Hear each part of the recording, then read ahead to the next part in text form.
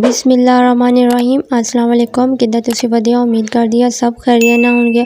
अज दी recipe बहुत ही मज़ेदार पालक दे पकौड़े बना के तुसीं अपने घर दे मलिका बन जाओगे और बहुत ही प्यारे ज़बरदस्त पकौड़े आ पालक दे पकौड़े बनाने सही तरीका दसांगे। बिस्मिल्लाहिर्रहमानिर्रहीम बिस्मिल्लाह दी बरकतां। पालक लईया एक गुट्टी पालक लईया ठीक है। उहदे विच मैं एक पाऊँगी प्याज में इन्ना ज़्यादा नहीं पाना, बारीक कटना वा। और दादर मिर्च पाऊँगी हाफ चम्मच ठीक है ना।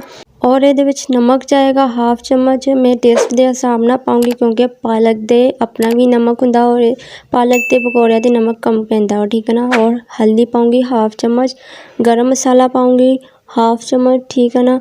और ये मैं सुक्का धनिया पाऊँगी 1 चम्मच और अच्छी तरह मिक्स कर लेना वा। ये मैं पा रही हूँ लेमन, जो कि बहुत ही मज़ेदार टेस्ट आएगा लेमन का आएगा और बहुत ही क्रिस्पी पकौड़े किद्दां बनणगे।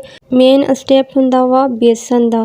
बेसन आपां किन्ना पाइए ये ठीक है ना। हाफ कप मैं बेसन पा रही हूँ ठीक है। इक्को दफ़ा तुसीं सारा बेसन नहीं पाना, हाफ पहला मैं पाऊँगी हाफ कप ठीक है ना। अगर मैनूं ज़रूरत होएगी तो मैं ये होर ऐड करूँगी ठीक है। अच्छी तरह मिक्स करूँगी, पानी वगैरह हजे ऐड नहीं करना क्योंकि पालक मैं अच्छी तरह धो ली सीगी।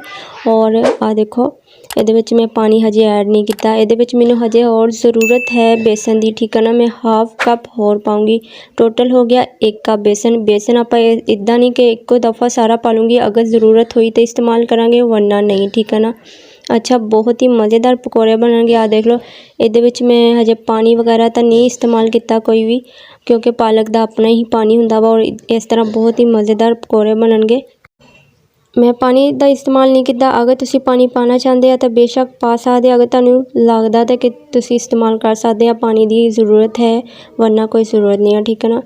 बिस्मिल्लाहिर्रहमानिर्रहीम बिस्मिल्लाह दी बरकतां। माशाल्लाह बहुत ही ज़बरदस्त घी भी गर्म हो चुका वा और पकौड़े असीं इन्ने ज़्यादा वड्डे भी नहीं बनाने ठीक है ना, दरमियाने साइज़ दे बनाऊंगी ताकि अच्छी तरह क्रिस्पी बनन और बहुत ही प्यारा टेस्ट आएगा पकौड़े का।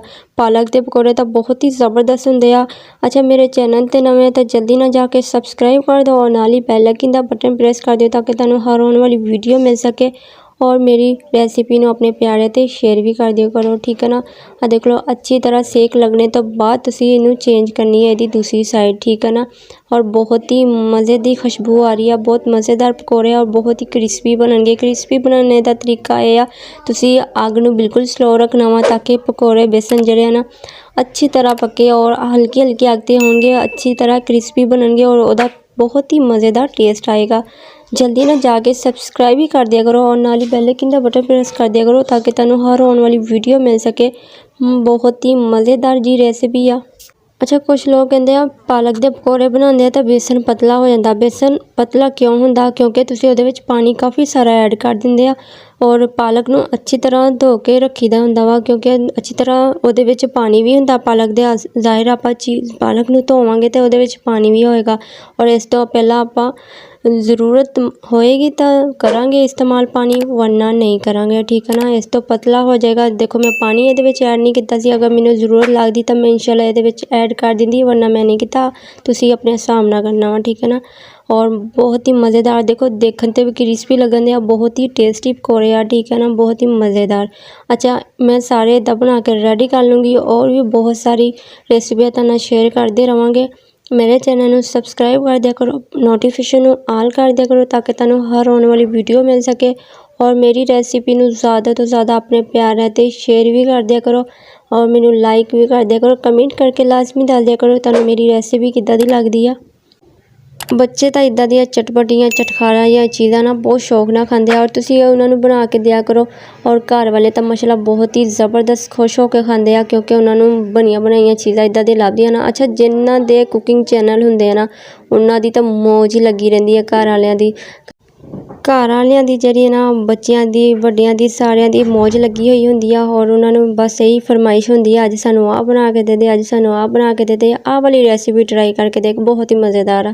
दिल उन्हां दा अपना करदा हुंदा, खपाना उन्होंने मैनूं हुंदा वा पर बहुत ही मज़ेदार आ। और खाना भी वैसे शौक नाल बनाना चाहिए ठीक है ना। खाना हमेशा दिल लगा के पकाना चाहिए और बहुत ही मज़ेदार बनता, बहुत प्यारा टेस्ट होंदा वा ठीक है ना। खाने ते कोई भी तुसी लापरवाही नहीं करनी चाहिए तुहानूं।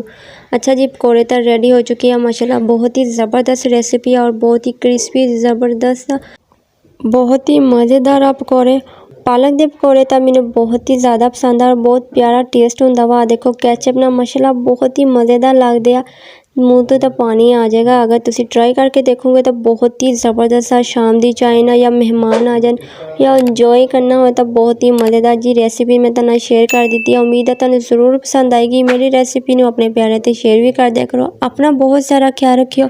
ओके, अल्लाह हाफिज़।